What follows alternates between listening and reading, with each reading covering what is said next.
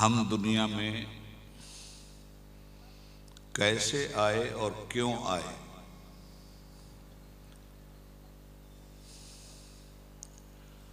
मशीयत रब्बानी ने हमारा इंतखाब तमामी मखलूक़ात के मुकाबले में क्यों किया। इबादत के लिए फरिश्तों की कमी नहीं, रब की तस्बीह ज़मीन और आसमान, शजर और हजर, दरिया की रवानी भी करती है, समंदर की सुनामी भी करती है। उनकी अपनी अपनी ज़ुबानें हैं जिनको हम नहीं समझते, मगर उनकी अपनी ज़ुबान का तर्जुमा सुबहान रब्बियल आला है।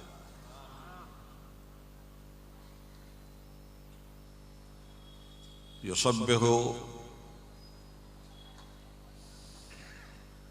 तस्बीह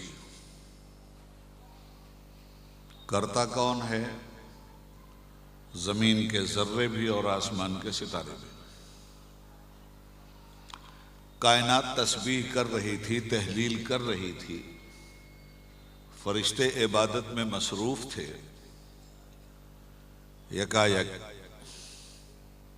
इरशाद रब्बानी होता है, वइज़ क़ाल रब्बुका लिल मलाइकति इन्नी जाइलुन फ़िल अर्दि खलीफ़ा।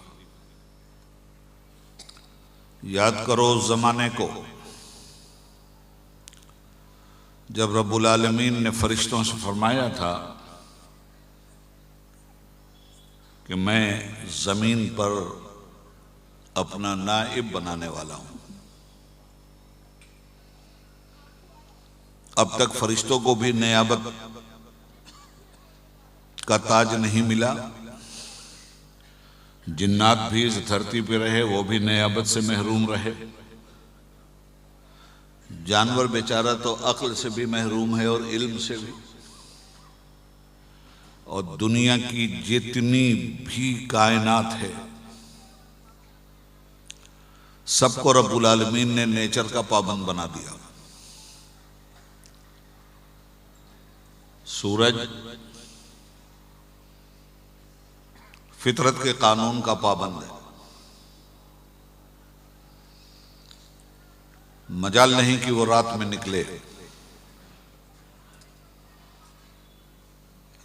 चांद की मजाल नहीं कि वो दिन में चांदनी बखेरे। सितारों की मजाल नहीं कि वो दिन में कहकशानी सड़क का दुनिया के सामने तारुफ करवाएं।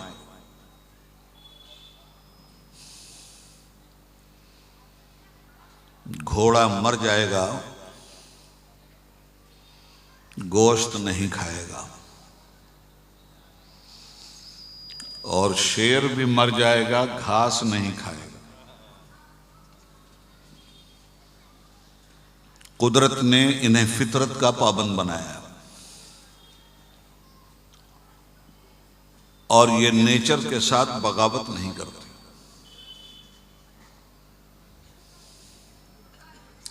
जिसको जिस रूट पे परवरदिगार ने चला दिया, भाई साहब जरा बैठ जाइए,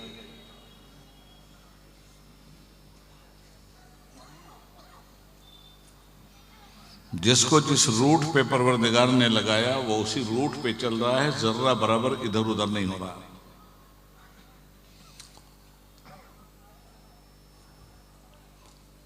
जब इंसानों को पैदा करना मशीयत रब्बानी का फैसला ठहरा तो फरिश्तों के सामने परवरदिगार आलम ने अपनी मशीयत का इजहार फरमाया। फरिश्ते चौंक गए, ये कौन सी मखलूक दुनिया में आने वाली है जो खुदा की नियाबत का सेहरा अपने सर पर रखेगी और लक़द करमना बनी आदम के ताजे ज़र्रीन से नवाजी जाएगी।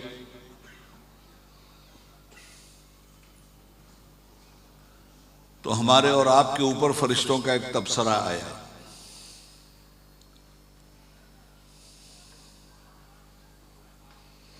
क़ालू अतजअलु फ़ीहा मन युफ़्सिदु फ़ीहा व यस्फ़िकु दिमा। परवरदिगार, क्या अब ऐसे को पैदा करने वाला है तू जो जमीन में फसाद फैलाएगा और धरती पे खून की नदियां बहाएगा? हमारे बारे में फरिश्तों का यह तबसरा था। कब्ल इसके कि हम आगे आयत की वजाहत करें, फरिश्तों के तबसरे पे एक बात करना चाहते हैं। रब की बारगाह में फरिश्तों का यह एतराज नहीं था कि हमारे आमाल का आईना देखकर और दिखलाकर वो हमें सबूताज करें,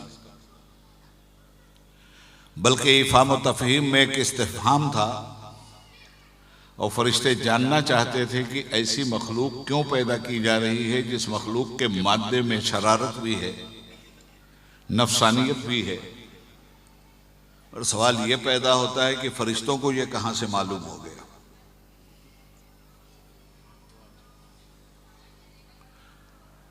तो हजरात, कायनात के हर हिस्से से हमारी मिट्टी उठाई गई थी। आबोगिल की मंजिल से हमें गूंधा गया था।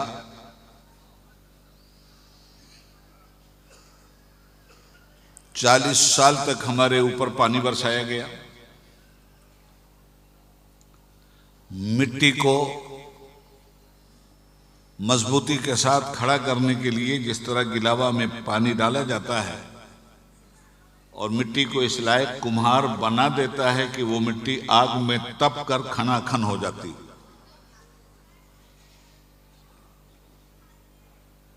तो जमीन की जो पोजीशन है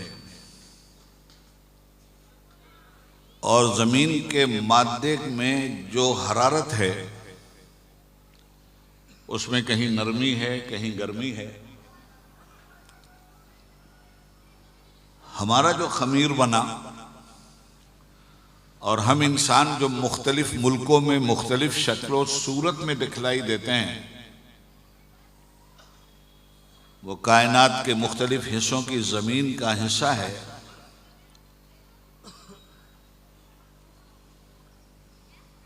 जो अलग अलग शक्लों में मुतशक्किल होकर हमारे सामने आ रहा है।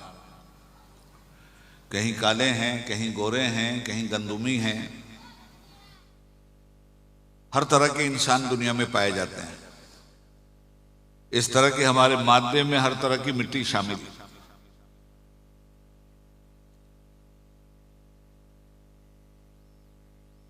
तो हरारत वाली मिट्टी भी फरिश्तों के सामने थी, शोला उगलने वाली मिट्टी भी फरिश्तों के सामने थी,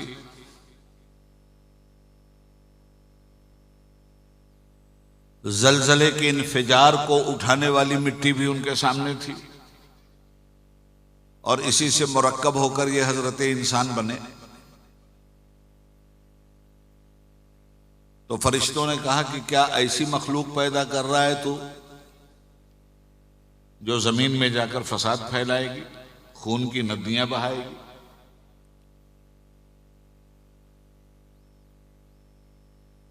हमसे पहले एक और मखलूक का नजारा फरिश्ते कर चुके थे और उस मखलूक को जमीन पे बादशाहत मिली, तो उस मखलूक के बद कारनामे भी फरिश्ते सामने थे। उस मखलूक ने जमीन पर इतना खून बहाया और जमीन पर रहने वालों की जिंदगी को इतना जुल्म और जबर के आहिनी पंजों में मरोड़ा। 8000 साल तक इस धरती के वो बादशाह बने रहे। जब जुल्म हद से बढ़ा तो कुदरत उसे मलिया मेट कर देती है और नतीजे में इरशाद रब्बानी हुआ कि इन्हें जमीन से बाहर करो, इन्हें पहाड़ों में ढकेलो, इन्हें दरियाओं में ढकेलो, इन्हें जंगलों में ढकेलो, इन्हें जमीन से बाहर कर दो, इन्हें समंदर की तहों में ले जाके डाल दो। उस कौम का नाम जिन्नात है। बाद में इस धरती पर नियाबत की शक्ल में आपको भेजने का फैसला हुआ। फरिश्ते कहते हैं नहनु नुसब्बिहु बिहम्दिका व नुक़द्दिसु लक, ये इंसान फसाद करेगा, खून बहाएगा। हम तेरी तस्बीह करने वाले हैं, तेरे हुक्म से जर्रा बराबर टलने वाले नहीं हैं, तेरी इबादत में शब और रोज मसरूफ हैं। यानी हमारे मुकाबले में फरिश्तों ने अपनी इबादत और रियाजत को पेश किया और अपने मुकाबले में हमें खून और फसाद का जिम्मेदार ठहराया। फलसफा बहुत जबरदस्त है, बहुत गौर से सुनना।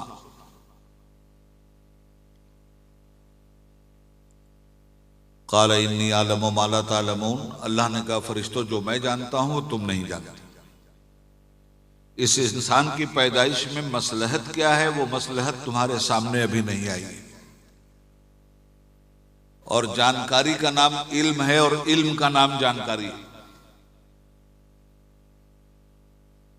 इन्नी आलम व माला तालमून, जो जानकारी मेरे पास है फरिश्तों वो जानकारी तुम्हारे पास नहीं है। इस आयत करीमा के तनाजुर में मैंने बहुत सारे मुफस्सिरीन को पढ़ा, मगर सबसे ज्यादा दिल को लगती हुई बात मखदूम बिहार शरफुद्दीन अहमद यहिया मनियरी रहमतुल्लाह ताला की है।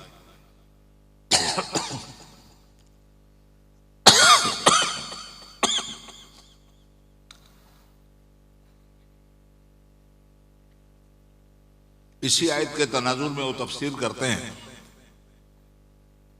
कि रब्बुल आलमीन फरिश्तों से फरमाता है कि तुमने मेरे इंसान के मुकाबले में अपनी तस्बीह और इबादत पेश की और उसके खूनी और फसादी होने की बात की। फरिश्तों तुम इबादत पे इबादत किए जाओ, मैं अल्लाह समद हूं, मैं नहीं कबूल करूंगा तो क्या कर लोगे?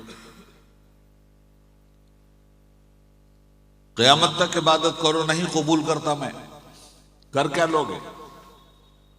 और जिस इंसान पे तुम्हारा तबसरा है ये गुनाहगार है, खताकार है, मगर इसके पास एक एहसास की दौलत भी हमने रखी है। अगर तसर्रुफात का मालिक इसको बनाया है, अक्ल और इल्म दानिश से इसको नवाजा है, यकीनन इसके खमीर में शरारे भी हैं,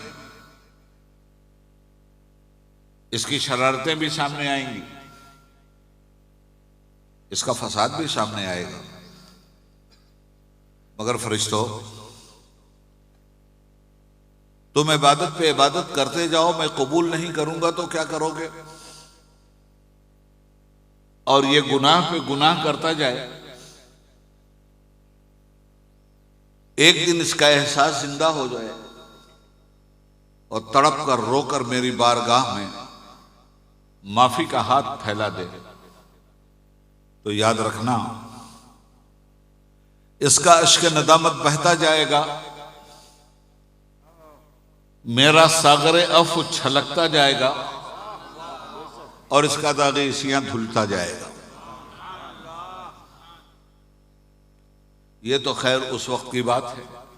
अब मसला ये आया कि जब इस इंसान पर बहस हो गई तो ये भी तो दिखाना जरूरी था कि इंसान के अंदर वो कौन सा जौहर है जो फरिश्तों में नहीं, और किस जौहर की बुनियाद पर इंसान फरिश्तों से अफजल है। तो रब ने पहला काम यह किया कि वह अल्लमा आदमल अस्माअ कुल्लहा। बहुत गाढ़ी तकरीर तो नहीं ना हो रही है, समझ में आ रही है ना? वह अल्लमा आदमल अस्माअ कुल्लहा, अल्लाह ताला ने कायनात की हर शय, हर चीज का इल्म आदम अलैहिस्सलाम को बख्श दिया। वह अल्लमा आदमल अस्माअ कुल्लहा, तो जितने अस्मा क़यामत तक पैदा होंगे, जितनी चीजें क़यामत तक पैदा होंगी, इन सब चीजों के आलिम का नाम है आदम अलैहिस्सलाम। जो चीजें उनके जमाने में थी वो भी जानते थे, जो चीजें आज के जमाने में हैं उन्हें भी जानते थे। और जानकारी ही का नाम इल्म है।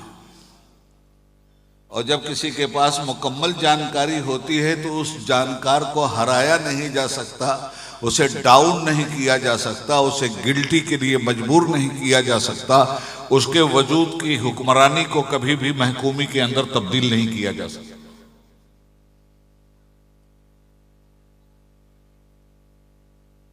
आदम अलैहिस्सलाम को सारा इल्म दे दिया।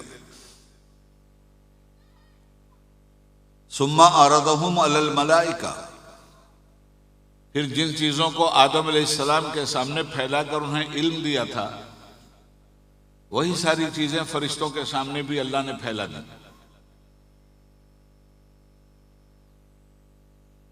फ़क़ाल अंबिऊनी बिअस्माए हाउलाई इन कुंतुम सादिकीन, फरमाया फरिश्तों जरा इन चीजों के नाम तो बताओ। आदम अलैहिस्सलाम को इल्म दिया, आदम अलैहिस्सलाम आलिम एजुकेटेड हो गए। जिन चीजों का इल्म आदम अलैहिस्सलाम को दिया था वही चीजें फरिश्तों के सामने पेश कर दी और फिर फरिश्तों का इम्तिहान लिया, इनके नाम बताओ। कालू सुब्हानका ला इल्म लना इल्ला मा अल्लमतना, कहने लगे मालिक पाक है तेरी जात, हमारे पास इनका कोई इल्म नहीं, हमारे पास तो बस उतना ही इल्म है जितना तूने बख्शा है। क़ाल या आदम अंबिहुम बिअस्माइहिम फलम्मा अंबाहुम बिअस्माइहिम, उसके बाद फरिश्तों के सामने ही रब्बुल आलमीन ने कायनात की हर चीज को आदम अलैहिस्सलाम के बारे में आदम अलैहिस्सलाम से सवाल करके पूछा, आदम तुम इनके नाम बताओ। धड़ाधड़ और दनादन नाम हजरत आदम अलैहिस्सलाम बताते चले गए। अब मुझे आप ये बताओ कि दो तालिब इल्म हैं यहां, दोनों का इम्तिहान हो रहा, जो सब्जेक्ट सामने आया है उसमें एक तालिब इल्म तो हाथ जोड़ के कहता है साहब जितना आपने पढ़ाया था उतना ही जानता हूं मैं, इसके अलावा कुछ नहीं जानता। दूसरे तालिब इल्म को हाथ जोड़ने की हाजत ही नहीं हुई, जिस कुछ पूछा गया बताता गया बताता गया बताता गया। अब इन दोनों में मुझे बताओ अफजल कौन है और मफजूल कौन, ताबे कौन है और हुक्मरान कौन है? जिसके पास जानकारी नहीं थी वो जानकार से ज्यादा अफजल नहीं हो सकता, एक जाहिल आलिम से अफजल नहीं हो सकता, एक नाबीना बीना से अफजल नहीं हो सकता, एक गूंगा साहब जुबान से अफजल नहीं हो सकता, एक लूला अच्छे हाथ पैर की सेहत वाले से अफजल नहीं हो सकता, एक लंगड़ा दोनों पैर की सलामती वाले इंसान से अफजल नहीं हो सकता। इल्म के एतबार से जिसका इल्म जिस पे भारी होगा वो हाकिम होगा और जिसका इल्म उससे कम होगा वो महकूम होगा। तो इल्म इस तरह से आदम अलैहिस्सलाम को अता फरमाया, फरिश्ते हैरान और शसदर हो गए। और उसके बाद कुदरत ने कहा कि जब आदम के इल्म के मुकाबले में तुम्हारा इल्म महदूद है तो अब बात साफ हो गई। वइज़ कुल्ना लिल मलाइकति इसजुदू, अब आदम को सजदा करो, आदम का रिस्पेक्ट करो। यह सजदा इबादत नहीं था, यह सजदा ताज़ीमी था, यह आदम अलैहिस्सलाम के रिस्पेक्ट की बात थी। और आदम अलैहिस्सलाम को कायनात आलम की हुक्मरानी अता फरमाई अपनी इताअत के कवानीन की बजा औरी के लिए, इंसान को नायब बना के भेजा। एक बात और अकीदे की कह दें, वह अल्लमा आदम अल अस्माअ कुल्लहा, आदम को हर शय का इल्म बख्शा। तो आदम अलैहिस्सलाम इसका नाम भी जानते थे और इसका काम भी जानते थे, हर चीज का नाम जानते थे और ये चीज काम क्या करने वाली है, इसके असरात क्या। आदम अलैहिस्सलाम के पास ये इल्म था।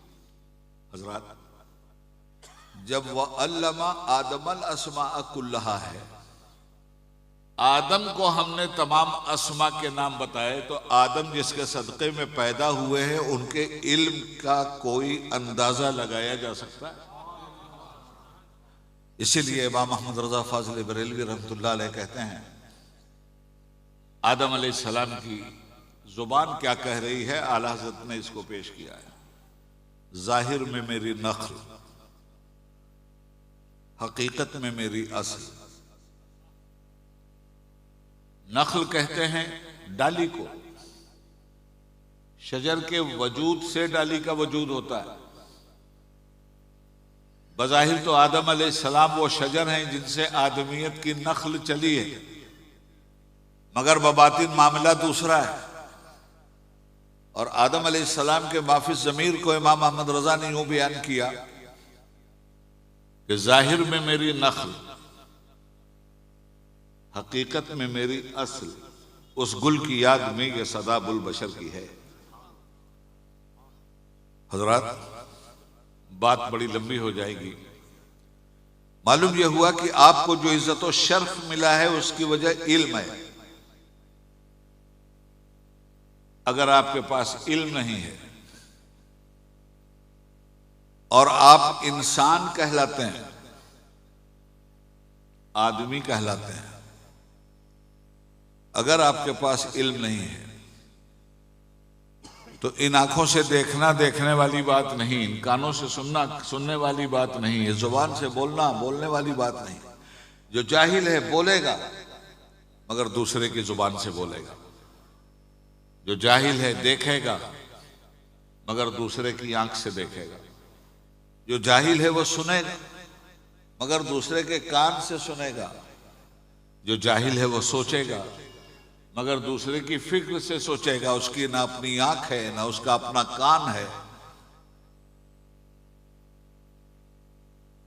जो पढ़ा लिखा है, इन आंखों के अलावा एक दूसरी आंख भी है उसके पास। ये आंखें तो सिर्फ फजा को देख रही हैं, मगर जब इल्म की आंख उसके पास आ गई तो वो चांद पे कदम रखने के पर तौलता हुआ और उसी इल्म की सवारी पर सवार होकर चांद पे जाके कदम भी रखता है। इस इल्म को हर दौर में पजीराई। आज तो ये 21वीं सदी का जमाना है।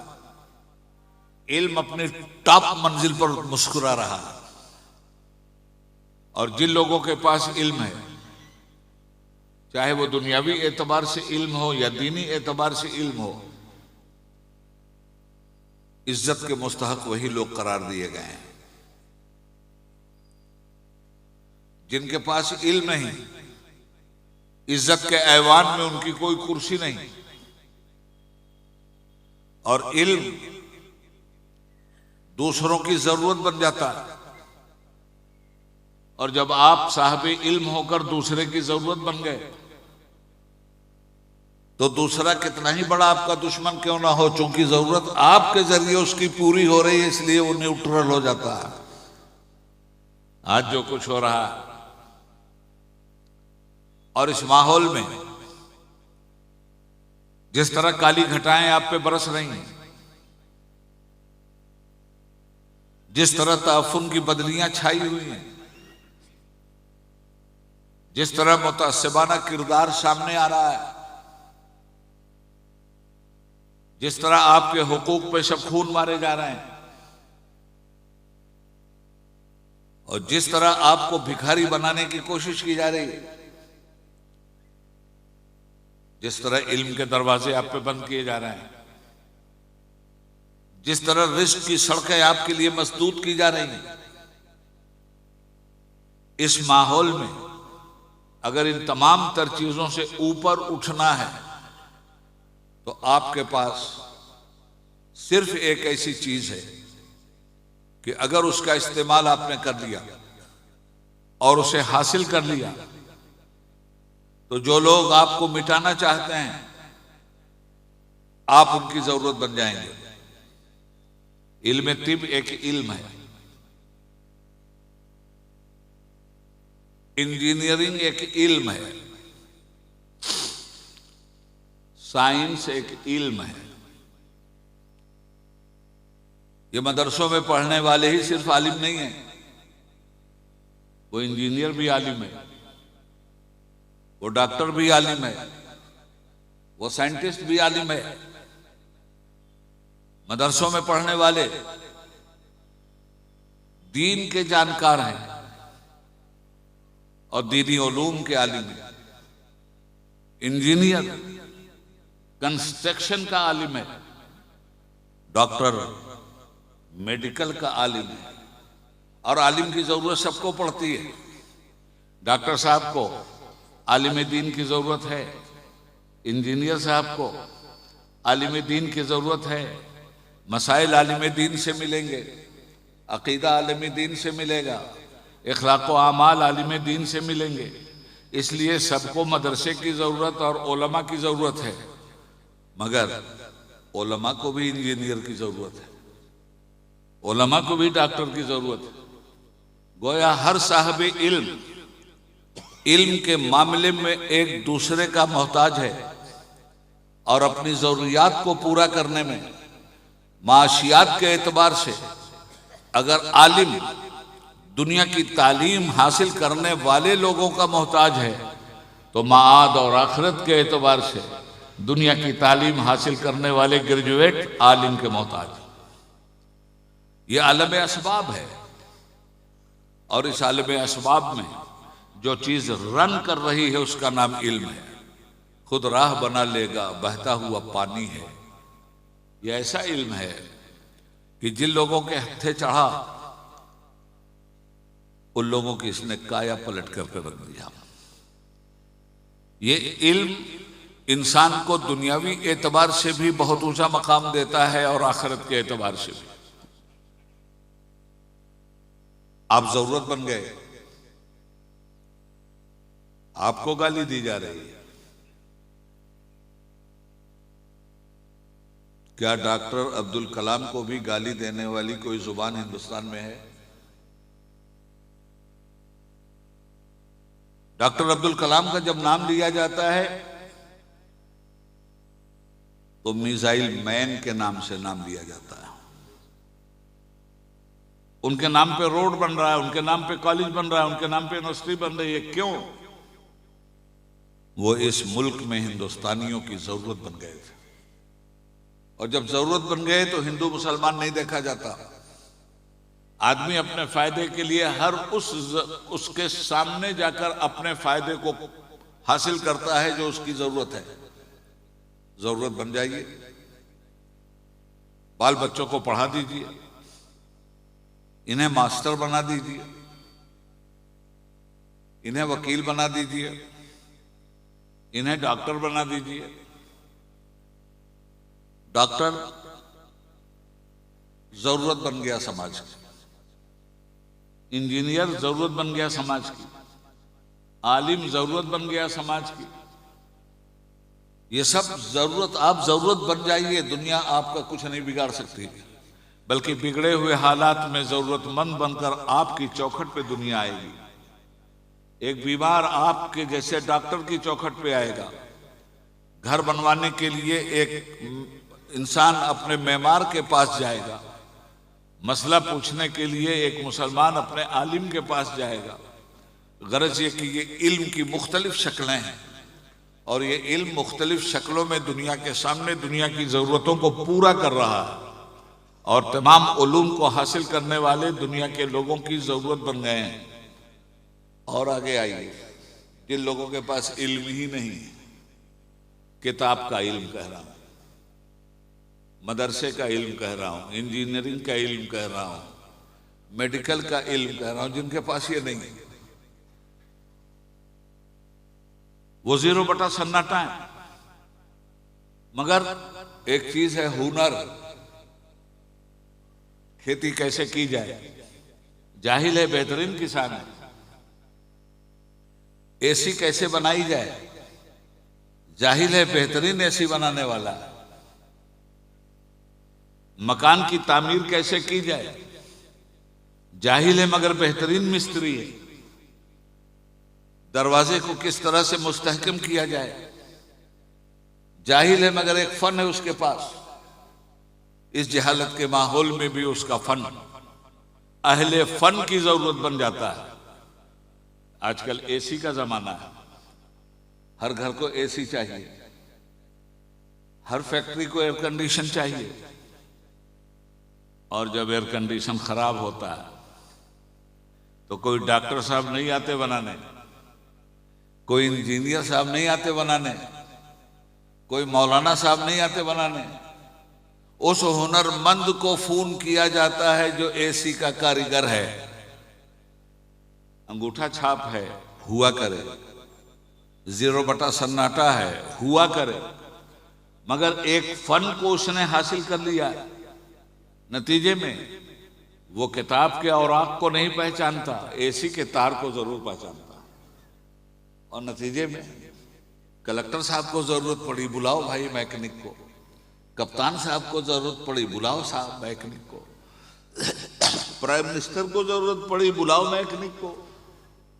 प्रेसिडेंट को जरूरत पड़ी, बुलाओ मैकेनिक को। उसके पास भी एक हुनर है ना। आया, एसी नहीं चल रहा है, गर्मी में परेशान है आप। उसका हुनर उसकी कमाई का जरिया और आपकी जरूरत बन गया। बड़े ऊंचे मकाम के मालिक हैं आप, मगर जब तक आपका एसी नहीं बन जाता उसके सामने बड़ी ही ललचाई हुई नजरों से देखते हैं, भैया जरा जल्दी से बना दो यार, बड़ी गर्मी हो रही है। कैसे मोहताज हैं आप? कलेक्टर साहब हैं, मोहताज हैं उसके, एसपी साहब हैं, मोहताज हैं उसके, डॉक्टर साहब हैं, मोहताज हैं उसके, प्राइम मिनिस्टर साहब हैं, मोहताज हैं उसके। तो फन की तालीम उसने हासिल की, किताब की तालीम नहीं। प्रैक्टिकल की तालीम उसने हासिल की, अब थ्योरी की तालीम नहीं। वो तालीम भी उसके काम आई कि नहीं? आया साहब और देखा, आप बैठे रहे, भी नहीं था। निगेटिव तार से पॉजिटिव तार और पॉजिटिव तार से निगेटिव तार अलग हो गया था। ये बिजली उस वक्त तक आपको नहीं मिल सकती जब तक निगेटिव और पॉजिटिव दोनों का मिलाप ना हो। ये पढ़ने के बाद समझ में आता है, मगर जिन लोगों ने नहीं पढ़ा है वो अमल में प्रैक्टिकल की जुबान में इसको समझ लेते हैं। और नतीजा हुआ कि दोनों तार को जोड़ दिया, एसी चलने लगा, जेब में 1000 रुपया आया, खुदा हाफिज। मैं ये बातें आपको इसलिए समझा रहा हूं कि ये मदरसा है, और ये मदरसा दुनिया और आखिरत दोनों की तालीम दे रहा है माशाअल्लाह। दुनिया की तालीम माशियात के लिए, आखिरत की तालीम इंसान बनने के लिए, नियाबत मौला का हक अदा करने के लिए। आप इंसान हैं तो अल्लाह के नायब हैं आप, मगर जब इंसानियत ही नहीं सीखा, इंसानियत की डिफिनेशन ही नहीं जाना, इंसानियत के इल्म ही से ना आशना रहे, तो बनाया तो नायब, मगर नायब ने गद्दारी कर दी। बनाया नायब, मगर नायब अपने मनसबे जाहो जलाल से अलग हटकर जवाल की राह पे खड़ा हो गया। तो हजरात देखिए ना, इल्म के कैसे कैसे पहलू और इल्म से महरूमी के कैसे कैसे पहलू, चाहे वो दुनियावी उलूम हो कि आखिरत का।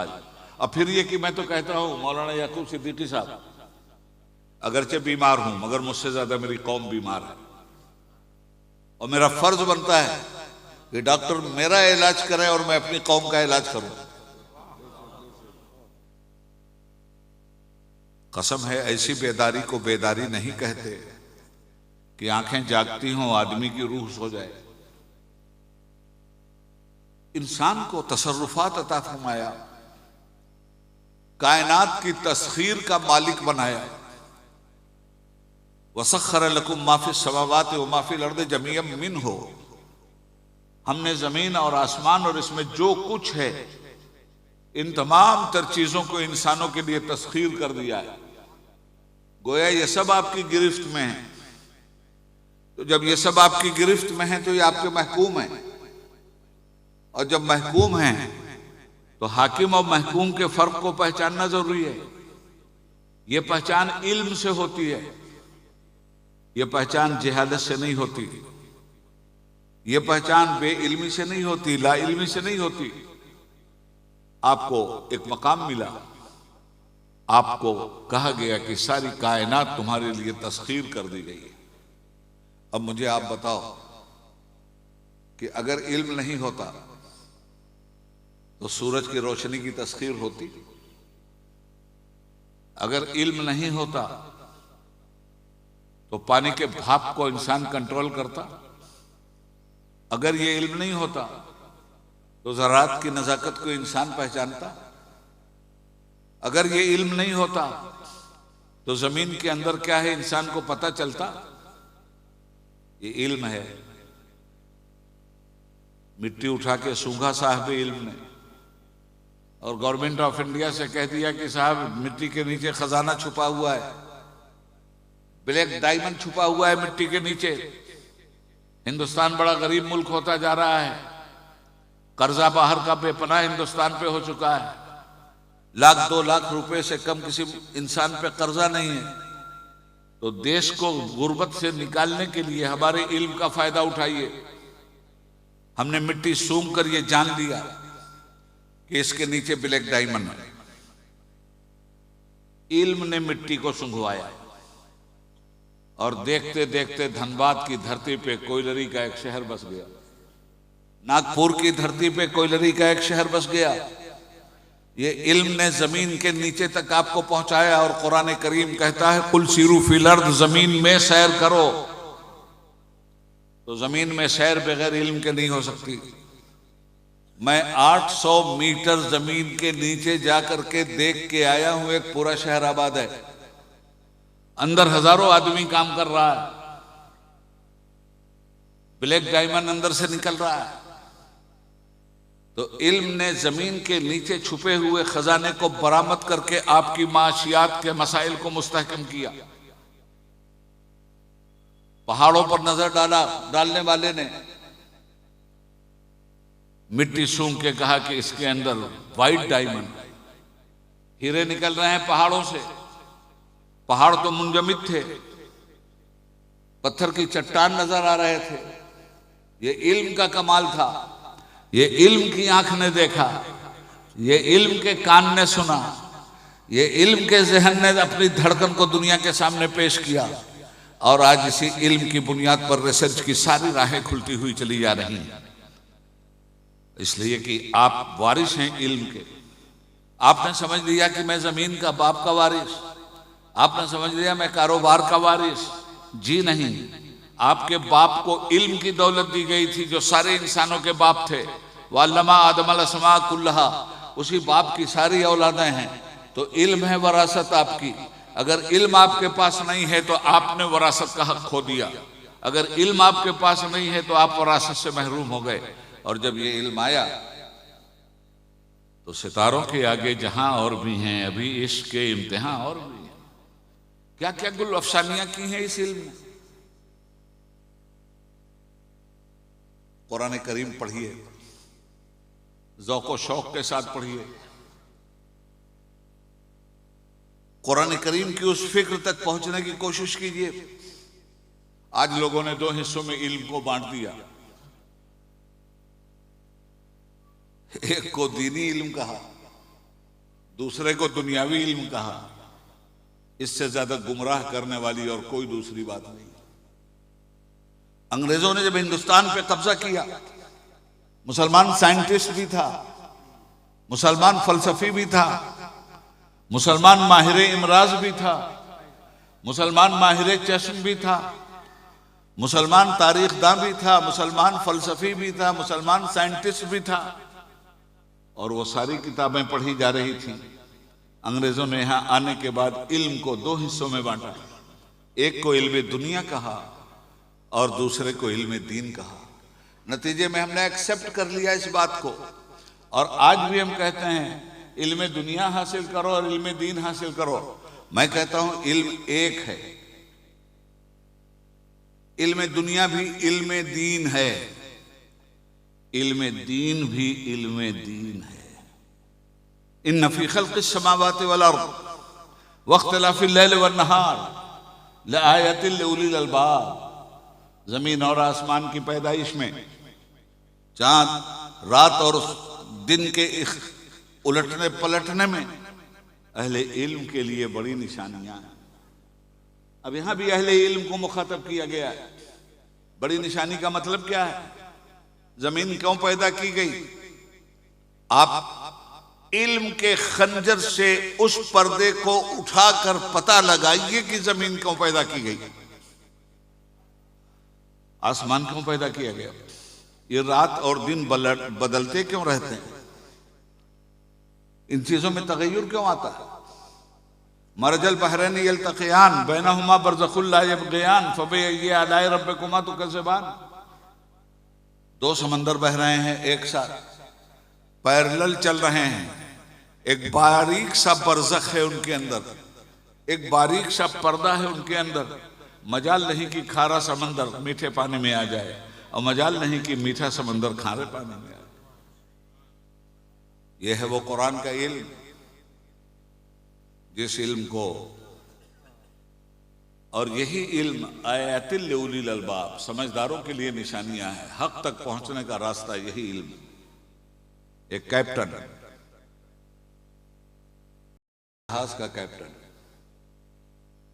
अंग्रेज कैप्टन, हिंदुस्तान की तरफ अपना जहाज लेकर सफर कर रहा था। साथ साथ वो कुरान करीम का मुताला कर रहा था। पढ़े लिखे लोग सबका मुताला कर रहे हैं। आखिर करोड़ा करोड़ लोग जब किसी चीज को मान रहे हैं, किसी किताब को मान रहे हैं, तो जरा देखा तो जाए कि इसमें है क्या। मुताला तकलीदी भी होता है और तनकीदी भी होता है। जिस जमाने में गुमराह किया गया पूरे हिंदुस्तान को और पूरे वर्ल्ड को, और इन अंग्रेज शैतानों ने पूरे वर्ल्ड के मुंह में एक बात डाल दी कि मुसलमान दहशतगर्द है, तो एक निजाम चला और आपको टेररिस्ट कहा गया। ये डाल दिया गया था जहनों में। तो जहनों में जब ये चीजें डाली जाती हैं तो उस वक्त अहले इल्म, अहले फरासत की जरूरत पड़ती है, ताकि वो ये समझाएं कि व्हाट इज द जिहाद, व्हाट इज द आतंकवाद। यहां अहले इल्म की जरूरत है। वो चला वहां से, कुरान पढ़ रहा था कि देखें कुरान में क्या क्या लिखा हुआ है, साइंस के बारे में कुरान क्या कहता है, फलसफे के कुरान क्या कहता है। तो उस समंदर के पास से जिसका जहाज गुजरा, जहां दोनों समंदर एक दूसरे से मिल रहे थे, मरजल बहरैन यल्तक़ियान बैनहुमा बरज़ख़ुन ला यबग़ियान से वो गुजरा। और जब उसने पानी को देखा तो वहीं चिल्ला उठा, अशहदु अल्ला इलाहा इल्लल्लाह वहदहु ला शरीका लह व अशहदु अन्ना सय्यदना मुहम्मदन अब्दुहु व रसूलुहु। कुरान ने रास्ता दे दिया ना, अहले इल्म के लिए निशानी है ना। अब वहां से आया हिंदुस्तान को, बॉम्बे के साहिल पे लंगर अंदाज हुआ। अब उसको बड़ी फिक्र थी कि मैं अपने इस्लाम और ईमान का इजहार किस तरह करूं। ये मैं मौलाना अब्दुल हलीम शरर लखनवी की किताब से बोल रहा हूं। बड़ा दिलदोज वाकया उन्होंने लिखा है। उन्होंने लिखा है कि जब वो आया बॉम्बे के साहिल पे, बाहर उतरा, इत्तेफाक से मेरी ही मुलाकात उससे हो गई। और उसने कहा, मिस्टर मौलाना, मैंने समंदर में मरजल बहरैन यल्तक़ियान का नज़ारा देखा और मैं अपने ईमान और इस्लाम की शहादत चाहता हूं लोगों से। मैं गवाही दें लोग कि मैं मुसलमान हूं। मुझे किसी मस्जिद में ले चलिए, किसी मदरसे में ले चलिए, किसी मौलवी और काजी और मुफ्ती के पास ले चलिए। मौलाना अब्दुल हलीम शरर लिखते हैं कि उस वक्त मैं बहुत परेशान हो गया कि अल्लाह, इसके दिल में तो कुरान ने इस्लाम डाला है। अब अगर इसको मैं देवबंद ले जाता हूं तो बरेली वाले कहेंगे कि कहां से मुसलमान रह गया, और बरेली ले जाता हूं तो देवबंद वाले कहेंगे ये कब्र पुजवा कहां से मुसलमान हो गया। शियों के यहां ले जाता हूं गवाही के लिए तो सुन्नी मुसलमान इसको नहीं मानेंगे, सुन्नियों के यहां ले जाता हूं गवाही के लिए तो शिया इसको नहीं मानेंगे, इसका तो इस्लाम ही बेचारे का मुतजलजल हो जाएगा। तो कहने लगे, मैं आपके इस्लाम पे पूरा गवाह हूं। मैं कुछ किताबें इस्लामियात की आपको दे रहा हूं। आपको अपने जहाज में रहकर अपने लोगों को देखना है, आपको वापस जाना है, किसी मस्जिद जाने की जरूरत नहीं है, किसी मदरसे को जाने की जरूरत नहीं। उनका कि जिस वक्त अगर मैं ले जाता तो यहां मसलकी तासुबात की इतनी जबरदस्त दीवारें खड़ी हैं कि कोई भी एक दूसरे को मुसलमान मानने के लिए तैयार नहीं। ये न्यू मुस्लिम तो कुरान ने इसको मुसलमान बनाया है और यहां आने के बाद इस बेचारे की ऐसी तैसी हो जाएगी। हमारी बातें सबकी समझ में नहीं आती, जरा गौर कर लीजिएगा इस बात पर। मौलाना परेशान हो गए थे तो उन्होंने कहा कि मैंने इसको यहाँ कुरान जब तक हो रहा मैं कुरान पाक सिखाता रहा, सारी तालीम देता रहा, और मैंने कहा आप बहुत अच्छे मुसलमान हैं, वापस जाइए, दीन पे अमल कीजिए, और बुनियल इस्लाम अला खम्स, यही इस्लाम है। काला नबी सल्लल्लाहु अलैहि वसल्लम, इस्लाम की बुनियाद 5 चीज़ों पर। कलमे के पाबंद रहिए, नमाजें वक्त से पढ़िए, रोज़ा रखिए, फ़र्ज़ है ज़कात तो दीजिए, फ़र्ज़ है हज तो कीजिए। जिस मुसलमान ने इस काम को किया वही सच्चा मुसलमान है। बकिया दुनिया भर के चक्कर में मत पड़िए वरना आप कहीं के नहीं रहेंगे।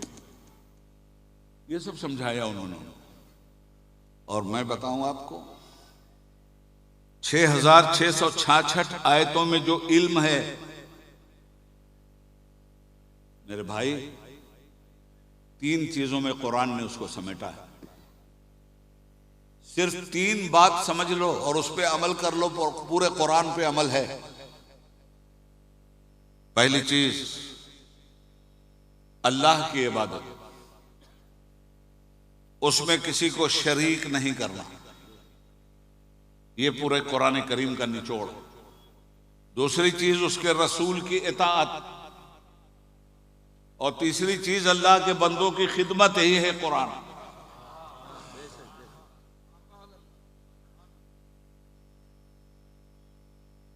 अल्लाह की इबादत, रसूल पाक की इताअत, अल्लाह के बंदों की खिदमत। अब अल्हम्दुलिल्लाह रब्बिल आलमीन, मौलाना याकूब साहब और उनकी पूरी टीम का एक जायजा लीजिए। अल्लाह की इबादत के साथ भी खड़े हैं, नबी पाक की इताअत के साथ भी खड़े हैं, और नबी पाक के इल्म की नशर व इशाअत के लिए, कौम की खिदमत के लिए भी खड़े हैं।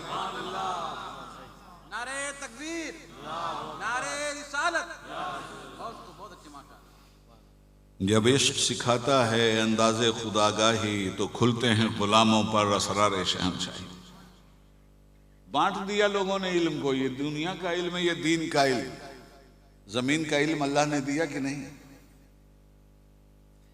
तो ये इल्म दीन का नहीं है। जोग्राफिया का इल्म अल्लाह ने दिया कि नहीं? और जोग्राफिया कुरान ने समझाया कि नहीं? मैथ का इल्म अल्लाह ने दिया और हिसाब अल्लाह ने समझाया कि नहीं? हम आखिरत की बात कर रहे हैं, हम नमाज की बात कर रहे हैं, रोजे की बात कर रहे हैं, और उसी को सिर्फ दीन समझ रहे हैं। मैं कहता हूं आपसे कि जिस तरह मस्जिद में सजदा करना इबादत है, उसी तरह अपने खेत खलियान में अपने बाल बच्चों को रिज़्क़े हलाल देने के लिए पसीना बहाना भी इबादत है। मेरे दोस्तों, बातें बहुत लंबी हो जाएंगी और मुतफर्रिकात पे मैं बोल रहा हूं। मिला जुला करो, कोई इल्म भी दुनियावी और दीनी उलूम में तफरीक नहीं करता। दीन के दायरे में जितना भी काम होता है सब इल्म है। चांद पे दुनिया चली गई, क्या दुनियावी इल्म है? मैं कहता हूं जी नहीं, ये सब एक ही इल्म है जो दीन का इल्म है। चांद पे जाना भी दीन का इल्म है। इल्म दिया है परवाज करने के लिए, इल्म दिया है आगे बढ़ने के लिए, इल्म दिया है बंद गिरहों को खोलने के लिए। और उतलेबुल इल्म वलो बिस्सीन का क्या मतलब है? इल्म हासिल करो चाहे तुम्हें मुल्क चीन तक जाना हो। मौलाना याकूब साहब किबला, मैं जिस जमाने में मेंबर पार्लियामेंट था, उसी जमाने में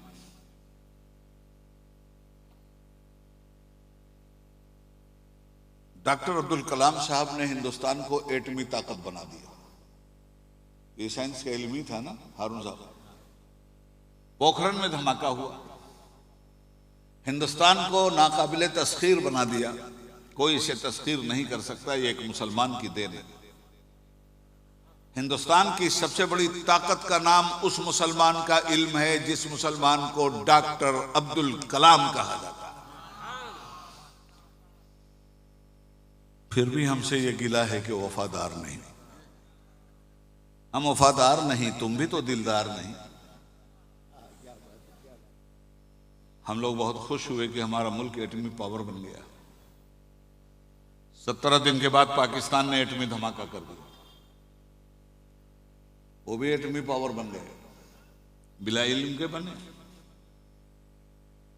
डॉक्टर अब्दुल कदीर भी बिला इल्म के मिसाइल मैन नहीं बने, और डॉक्टर अब्दुल कदीर भी और डॉक्टर अब्दुल कलाम भी। वहां डॉक्टर अब्दुल कदीर थे, यहां डॉक्टर अब्दुल कलाम थे। ये इल्म था ना जिसने जर्रे में एटम का सीना चीर दिया। चलिए साहब, 17 दिन के बाद उन्होंने भी कर दिया। अब उसके बाद हम लोग दुनिया के मुल्कों में चले गए। हम अपनी एम्बेसीज में जलसे करने लगे, पाकिस्तानी अपनी एम्बेसीज में जलसे करने लगे। हम अपनी पीठ ठोकने लगे, वो अपनी पीठ ठोकने लगे। हम भी एटमी पावर, वो भी एटमी पावर।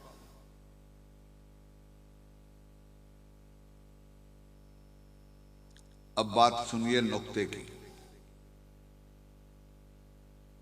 हदीस सुनाते हैं ना उलमा कि अल्लाह के हबीब ने फरमाया तलबुल इल्म फरीज़तुन अला कुल्लि मुस्लिम व मुस्लिमा। इल्म का हासिल करना हर मुस्लिम मर्द और औरत पे फर्ज है। इत्तेफाक से आज तक ये कर्ज है। उलमा सुनाते हैं ना हदीस, उतलिबुल इल्म वलो बिस्सीन, इल्म हासिल करो चाहे चाइना तक जाना पड़े। तो सरकार ने चीन का नाम क्यों लिया? जितनी दूर अरब से चीन था उतनी दूर तो हिंदुस्तान भी है। उतलेबुल इल्म वलो बिल हिंद क्यों नहीं? उतलेबुल इल्म वलो बिस्सीन ही क्यों? हिकमते चीन की निशानदेही 1500 बरस पहले करके इल्म की तरगीब दी गई थी। और जब पाकिस्तान ने एटमी धमाका किया तो उस जमाने में अटल बिहारी साहब यहां प्राइम मिनिस्टर थे, होम मिनिस्टर एडवाणी साहब थे, और डिफेंस मिनिस्टर जॉर्ज फर्नांडिस साहब थे। एक यहां मैगजीन निकलता है इंडिया टुडे। इंडिया टुडे में उनका एक इंटरव्यू छपा। उन्होंने कहा ये पाकिस्तान का कोई कमाल नहीं, ये इल्म तो पाकिस्तान ने चाइना से सीखा, ये टेक्नोलॉजी पाकिस्तान को चाइना ने दी है। अब बात भी सच्ची है। अब सुनिए, एक अरब इस हदीस को किस तरह लेता है और इल्म की इस अहमियत को एक अरब किस तरह देखता है। एक अरब ने जब उसे पढ़ा कि पाकिस्तान का कोई कमाल नहीं है, पाकिस्तान ने ये इल्म चाइना से लिया, गुंबद खजरा के सामने लहरा गया वो। उसने कहा वाह रे मेरे पैगंबर सल्लल्लाहु अलैहि वसल्लम, आपने 1500-1400 साल पहले कहा था उतलबुल इल्म वलो बिस्सीन, आज अमल हुआ है उस पर।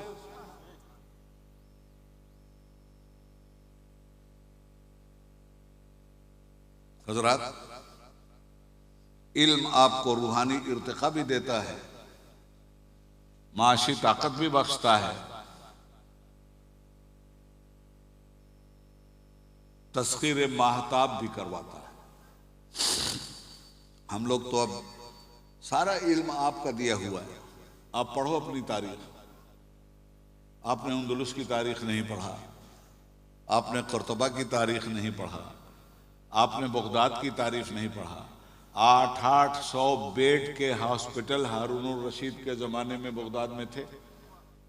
आपकी अपनी यूनिवर्सिटियों में अंग्रेज पढ़ने आते थे, यहूदी पढ़ने आते थे, ईसाई पढ़ने आते थे, और कभी भी मुसलमानों ने अपनी एजुकेशन का दरवाजा किसी के लिए बंद नहीं किया। जब हम तालीम हासिल कर रहे थे ये देखो जो चश्मा है ना, इसका भी मुजीद मुसलमान। हम जिस हवाई जहाज से आए, तरगीब इल्म तो कुरान ने दिया है यार। इस हवाई जहाज के बारे में हमें तारीख क्या पढ़ाई जाती है? दो भाई जिन्होंने इस हवाई जहाज की टेक्निक को तैयार किया और इसको बनाया, राइट ब्रदर्स। तो आज हमारे तालिब इल्म को क्या पढ़ाया जाता है? हवाई जहाज किसने बनाया? Wright brothers. आपने मान लिया इसलिए कि ना आपने अपनी तारीख पढ़ा, ना अपनी तारीख अपने बच्चों को पढ़ाया। इस हवाई जहाज को सबसे पहले बनाने वाला अब्बास बिन फरनास था और कुरान से उलूम हासिल करके उसने ये टेक्निक हासिल की थी। स्पेन का अब्बास बिन फरनास 8वीं सदी ईस्वी का आदमी, उसने उड़ाया भी, बनाया भी। जब लैंड किया उसने तो आग लग गई, वो भी मर गया, उसका जहाज भी जल गया। गलती कहां हुई? चिड़ियों को देख के बनाया था। लैंडिंग में चिड़िया हमेशा पीछे से लैंड करती है, आज जनाब ने आगे से लैंड करवा दिया। जब भी हवाई जहाज को एयरपोर्ट पे उतारोगे और अगले पहिए से अगर लैंड कराओगे, भ्रष्ट हो जाएगा। हमेशा जहाज जब रनवे पे उतारा जाता है और लैंडिंग होती है तो पिछले पहियों से होती है। मर तो गया अब्बास बिन फरनास, मगर दुनिया के इल्म साइंस के दरवाजे पे वो दस्तक दे गया कि ये काम पॉसिबल है, और उसके बाद रिसर्च बढ़ती गई और मुकद्दर में राइट ब्रदर्स की ये बात आई। कितनों को मालूम? यही मदरसे थे। अच्छा, मदरसे की तालीम थी ये, इसलिए कि उस वक्त दीन और दुनिया की तालीम अलग अलग नहीं थी। इमाम गजाली को फलसफे की तालीम हासिल थी कि नहीं? गजाली से बड़ा भी फलसफा है दुनिया में किसी के पास? ये फलसफा दीनी इल्म नहीं है। अल बैरूनी के पास जो इल्म था वो दीनी इल्म नहीं है। इब्न खल्दून के पास जो इल्म था वो दीनी इल्म नहीं है। सारे के सारे उलूम दीनी हैं अगर शरीयत इस्लामिया की हुदूद में रहकर वो हासिल किए जाए। बस शर्त सिर्फ इतनी सी है। दुनिया चांद पे चली गई, हम बहुत परेशान। मैं अशरफिया में पढ़ता था उस जमाने में, मैं नाम नहीं लूंगा। बड़े बड़े आलिमों ने कहा सबसे बड़ा झूठ है ये हो ही नहीं सकता। मैं कहता हूं राजी की तरफ पढ़ा होता तो ये बात नहीं कहते, गजाली की तरफ पढ़ा होता तो ये बात नहीं कहते, इमाम अहमद रजा की तरफ पढ़ा होता तो भी ये बात नहीं कहते। साफ इनकार कर दिया गया। बड़े बड़े लोगों की बात कर रहा हूं मैं, नाम लूंगा हिल जाइएगा। कहा साहब इससे बड़ा झूठ हो ही नहीं सकता, चांद पे आदमी कैसे चला जाएगा? ये कुरान पढ़ाने वाले बोल रहे थे, हदीस पढ़ाने वाले बोल रहे थे, तफसीर पढ़ाने वाले बोल रहे थे, और वही कुरान इन सबसे कह रहा था कि इंसान चांद पे जरूर जाएगा। वही कुरानी इल्म कह रहा था कि इंसान चांद पे हर हाल में जाएगा, और चांद ही पे नहीं जाएगा, चांद से आगे भी जाएगा। मगर क्या हमने उस ऐनक से इस कुरान को पढ़ा? यहां तालीम कुरान की हो रही है ना, तो सिर्फ नाजरे और तर्जुमे की हद तक आप कुरान की रूह को पहुंच सकते हैं। कोई ऐसी छोटी मोटी किताब है कि पढ़ लिया और आपने कुरान को समझ लिया? कुरान इतना गहरा इल्म रखता है कि इस गहरे इल्म के समुंदर में तो अबू बकर ने भी कहा बस जितना मिला मिला, बाकी नहीं जानते। उमर ने भी यही कहा, अली ने भी यही कहा, उस्मान ने भी यही कहा। रसूल खुदा के अलावा है कोई जो इस बात का दावा करे कि हमने कुरान की पूरी रूह और उसके पूरे मफहूम को समझ लिया? कोई नहीं। तलाश नहीं किया हमने। कुरान हमें चांद पे जाने का रास्ता देता है, और कुरान ने 1400 बरस पहले कहा था, 1500 बरस पहले कहा था, जरूर जाएगा ये इंसान चांद। कितने लोगों ने पढ़ा, कितने लोगों ने पढ़ाया इस बात को? मैं दावा बिला दलील नहीं करता। आज दुनिया चांद पे चली गई तो आपको हैरत? थ्योरी तो आपने दिया था, रास्ता तो आपने बताया था।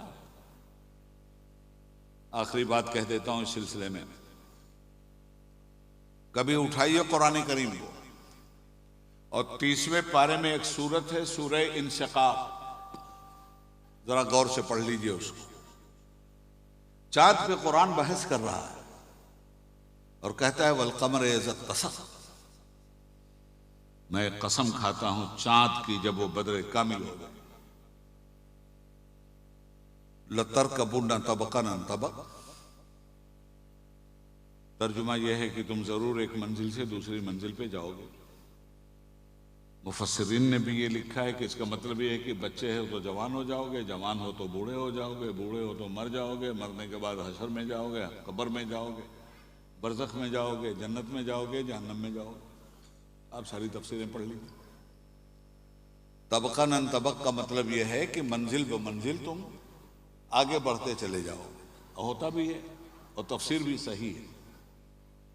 हज़रात, एक होता है मजाज, जरा इल्मी बात है, और एक है उसकी हकीकत।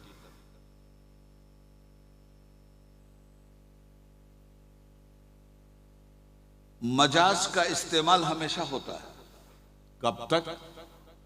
जब तक हकीकत मुस्तमिला सामने ना आ जाए, उस वक्त तक हम मजाजी ही माना लेंगे। जब हकीकत आ जाएगी मौलाना, तो मजाजी मानने की जरूरत नहीं। अब आइए हम जरा लतरकबुन्ना तबक़न अन तबक़ को ग्रामर के लिहाज से देखें। ये हमारे बच्चे आलिम हो गए हैं, ये भी समझेंगे, स्टेज पे उलमा है ये भी समझेंगे। वल कमर इज़्ज़त कसम, मैं कसम खाता हूं चांद की जब वो बदरे कामिल हो जाए। लतरकबुन्ना तबक़न अन तबक़, अब मैं तर्जुमा करता हूं, तुम जरूर जाओगे चांद पर, तुम जरूर जाओगे एक प्लेनेट से दूसरे प्लेनेट पर। मैं इस आयत का तर्जुमा ये करता हूं, लतरकबुन्ना तबक़न अन तबक़। ये लतरकबुन्ना क्या है? ये रकब यरकबो से मुश्तक है, जो सवारी का पता देता है। और फिर लामे ताकीद है, ये जरूर होकर रहेगा। तुम एक मंजिल से दूसरी मंजिल पे जाओ। तबक किसको कहते हैं? कुरान ने लफ्ज तबक का इस्तेमाल किया है। तबक कहते हैं प्लेनेट को। ये जमीन क्या है? ये एक तबक है। इसका पड़ोसी प्लेनेट कौन सा है? चांद है। तुम जरूर जाओगे एक प्लेनेट से दूसरे प्लेनेट तक। तबकन तबकन कहाँ है? तबकन अन तबक कहाँ है? तबक कहते हैं ये प्लान को। अच्छा, कैसे जाओगे? रकबा यरकबो से मुश्तक है, सवारी से जाओगे। साइंटिस्ट कैसे गए? नासा की सवारी से गए।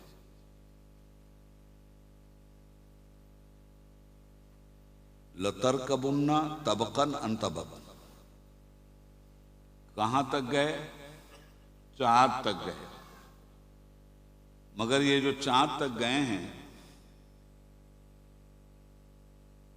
यहीं जाकर के रुकेंगे नहीं, इससे आगे भी जाएंगे।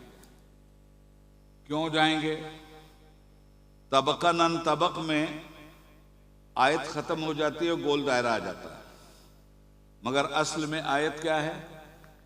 तबकन अन तबकिन, तबकिन के नीचे दो जेर हैं और ये दोनों जेर तनवीन कहलाते हैं। और जब जेर तनवीन किसी चीज में आ जाए तो उमूम का फायदा देता है, यानी वहीं तक तुम रुकोगे नहीं, उसके आगे भी जाओगे। अच्छा साहब, फिर जाएंगे कितने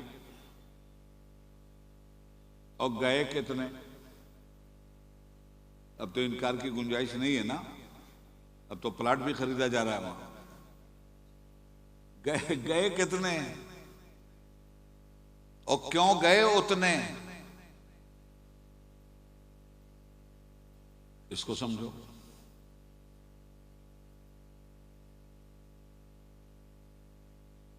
अंग्रेजी में एक को क्या कहते हैं? नहीं, वन तो है ही। ग्रामर के एतबार से इसे सिंगुलर कहते हैं, यानी वाहिद। दो हो जाए तो प्लूरल हो जाता है, यानी जमा। अंग्रेजी का कायदा यह है कि जब एक होगा तो वाहिद बोला जाएगा, दो होगा तो जमा हो जाएगा। अरबी का यह कायदा नहीं। अरबी में एक को कहते हैं वाहिद, दो होता है तस्निया, जब तीन होता है तो जमा होता है। कुरान कहता है कि न वाहिद की शक्ल में जाओगे चांद पर, न तस्निया की शक्ल में जाओगे, जब भी जाओगे जमा की शक्ल में जाओगे, इसलिए कि लतरकबुना जमा का सेगा है, न वाहिद का सेगा है, न तस्निया का सेगा है। गए कितने? हजरत जमा की शक्ल में गए ना। कितने गए? तीन। अच्छा, ये सब तो हो गया। आगे कुरान ने एक और पेशन गोई की, जाने वाले मुसलमान नहीं हो। तीसरी आयत सुनिए, जाओगे जरूर जाओगे, लामे ताकीद है, जाना ही जाना है। रकबई अरकबों से मुश्तक है, सवारी पर जाना है, जमा का सेगा है, कम से कम तीन को जाना है। ये सब हो गया और उसके बाद कुरान कहता है जाने वाले मुसलमान नहीं होंगे। तीसरी आयत है फमा लहुम ला युमिनून। इतनी सच्ची पेशन गोई देखने के बाद तुम्हें क्या हो गया है कि ईमान नहीं लाते हो? आपके पास वो खजाना है, आपके पास वो इल्म है, इल्म के सारे सोते जहां से फूटते हैं उसका नाम कुरान है। इल्म साइंस किसको कहते हैं? छुपे हुए खजानों को इल्म के जरिए बरामद करके समाज के चौराहे पे रख देना, इसी का नाम तो साइंस है। और क्या? आज हो रहा है ना सब। खैर, बातें बहुत लंबी हो गई और याकूब भाई मुझे तो इतना बोलने से मना भी किया गया है। अभी साल भर इसी तरह से आंख मचोली होती रहेगी। मर्ज तो खत्म हो गया है, मरीज बना के गया है। दुआ कीजिए अल्लाह ताला सेहत दे, इस इदारे को दिन दूनी रात चौगुनी तरक्की अता फरमाए। आप लोगों को इस इदारे की तन मन धन के साथ खिदमत करने का जज्बा अता फरमाए और बाअमल मुसलमान बनाए।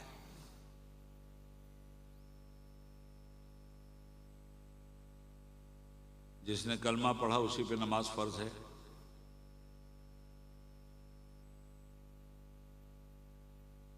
और जो जुमा वाले हैं उन पे तो अभी भी कर्ज है। ईसाइयों ने संडे टू संडे बनाया, आपने जुमा टू जमा बना लिया। ऐसा ना करो। जिस तरह जुमा फर्ज है वैसे ही असर भी फर्ज है, मगरिब भी फर्ज है। नमाज कभी माफ नहीं होती।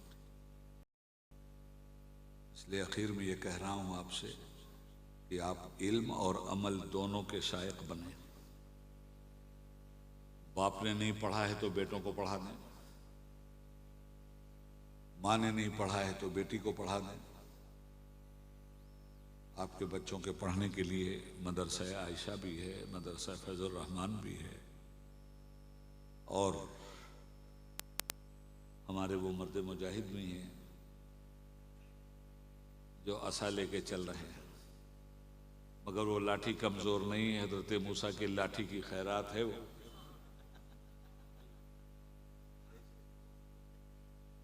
बहुत सारी बातें कह दी मैंने आपसे, और मुझे उम्मीद नहीं बल्कि यकीन है कि आप उस पर अमल करेंगे। अल्लाह रब्बुल आलमीन से दुआ है कि ये मेरे मालिक, मैंने जो कुछ भी कहा है,